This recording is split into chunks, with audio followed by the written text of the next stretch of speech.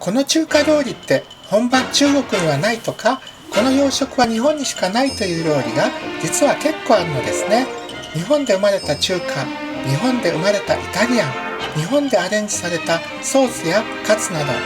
今日はそういった日本生まれのお料理を昭和レシピチャンネルですでに取り上げた中から紹介していきましょう。まずはナポリタン。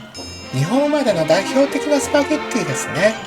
本場イタリアのナポリにはありません。昭和の喫茶店のメニューに欠かせないものでした。なんといってもパスタ麺を茹で置きしておいて使うので麺が伸びてしまってます。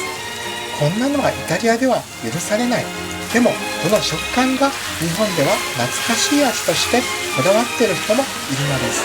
それぞれの料理、本編レシピ動画でも詳しく話をしているので概要欄のリンクからご覧くださいね。続いてたらこスパゲッティとそこから発生した明太スパゲッティ。たらこスパゲッティは日本で生まれた和風スパゲッティです。今から半世紀以上前の1960年代に東京渋谷区にあるスパゲッティ専門店の老舗壁の穴でお客さんが持ち込んだキャビアでスパゲッティを作ってほしいと頼まれ、キャビアスパゲッティが生まれました。しかしキャビアは高級食材であるため通常のお店のメニューに入れるには高すぎました。そこでキャビアの代わりに入れたのがたらこ。お茶漬けの発想から上に海苔を振りかけ和風スパゲッティが誕生したというわけです。その後様々なアレンジで明太スパゲッティなど今も人気レシピが考案されました。サーモンのカルパッチョ。カルパッチョもイタリア料理ですが本場は魚ではなく牛肉を使っていました。カルパッチョは牛肉の生の薄切りにチーズやソースをかけた料理の総称ですが、テレビ番組朝市で有名な銀座のイタリアンレストランラ・ベットラダ・落合の落合務シェフが牛肉の代わりに魚の刺身を使ってみたのが始まりだと言われています。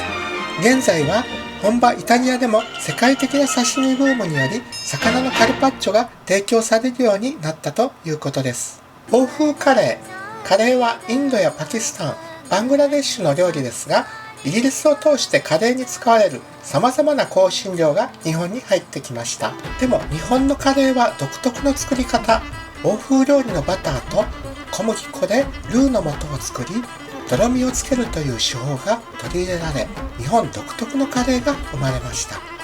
インドでは多くの香辛料が使われてますが、その中から日本人向けに数種類が配合され、カレー粉やカレールーとして日本の調味料に定着しました。私の父もカレーの普及に貢献していたようです。そんな父に連れられて初めて海外へ行った時、カレーライスが食べたいと言ったら、当時まだ日本のカレーが海外によく知られていない時代、日本のようなカレーはここでは食べられないと言われ驚いたのを覚えています。スープカリーも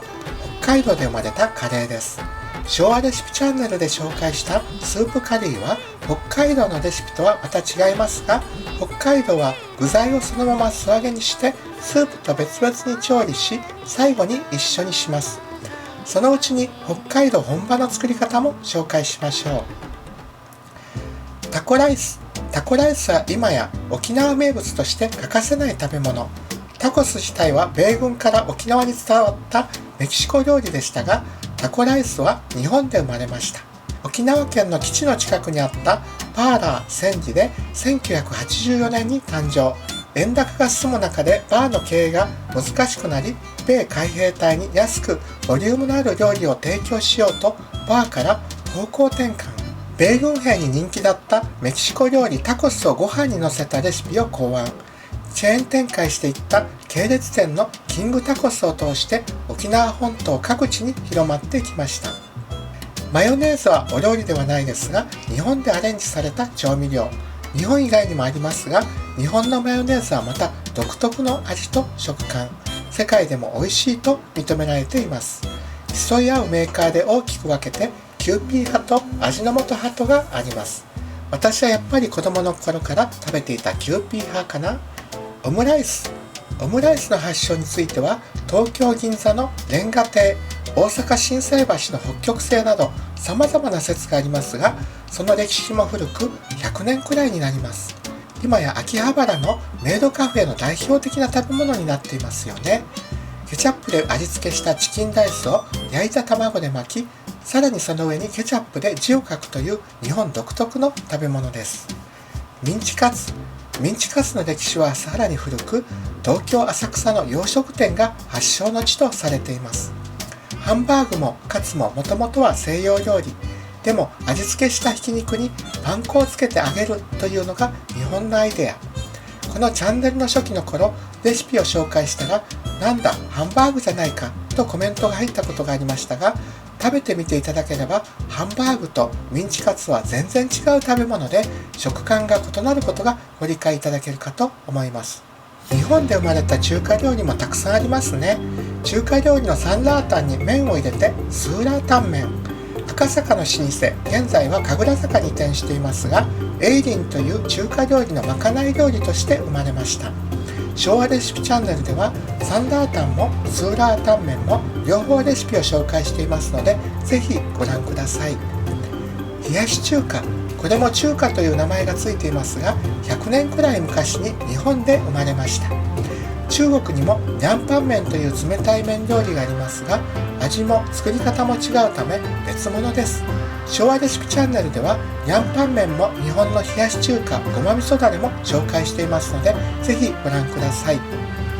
台湾まぜそばは台湾という名前がついていますが、名古屋市発祥です。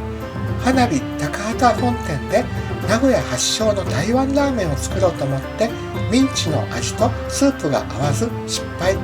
味付けミンチを捨てようとしたところ、アルバイト店員がスープなしで茹で上げた麺にかけて食べてみたらどうでしょうと提案したところ、いけるんじゃないかと試行錯誤して現在の味が生まれたといいます。今や日本全国に広まった人気麺ですね。焼き餃子、餃子も中華料理ですが、本場中国では水餃子が主流なのに対し、日本では焼き餃子が主流。使われる具材や調理法も異なるため、日本の焼き餃子は独特。日本では餃子の王将が始めたとされますが、香ばしそうな焼き目が見えるように逆さまにして提供するようになりました。昭和の時代は皮も具も手作り、家庭で作られたりしていましたが、今は便利な皮が売られていますし、フライパンで簡単に焼いて食べられる冷凍食品もあります。宇都宮や浜松の餃子が有名です。天津飯、これも東京浅草の来々軒発祥説と大阪大正軒発祥説とありますが、いずれにしても中国の天津にはなかった料理です。ところが今では天津の日本人が経営する店や中国人のお店でもコックが日本から作り方を習って提供したりしているそうです。エビマヨやエビチリもそうですが、日本生まれの中華料理のため、海外の中華料理店ではメニューで見かけることはありません。そして先日チャンネルでレシピ紹介したばかりの油淋鶏、これも片栗粉をまぶして揚げるところなど、中国や台湾の作り方とは異なり、中国では日式油淋鶏と呼ばれています。いかがでしたでしょうか。世界の料理をアレンジして日本独特の料理に仕上げる。料理だけでなく自動車や電化製品、日本の得意とするところでした。繊細さ、こだわり、食に対する執念のようなものが日本人にはあり、世界の料理人もその美味しさを認めています。ぜひ食べにいらしてみてください。昭和レシピチャンネルでは、そんな日本で食べられる世界の料理を紹介しています。